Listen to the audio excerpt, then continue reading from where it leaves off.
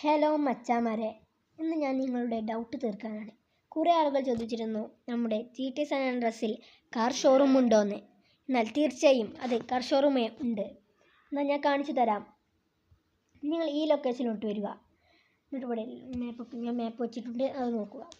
ഈ ലൊക്കേഷനിൽ വന്നതിന് ശേഷം നോക്കൂ, നിങ്ങളുടെ സൈഡിൽ തന്നെ ബാക്കിൽ തന്നെ ഇവിടെ കാണാൻ പറ്റും ഒരു കാർ ഷോറൂം. എറ്റ്സ് ഓട്ടോ എന്ന് പറഞ്ഞാണ് കാർ ഷോറൂം പേര്.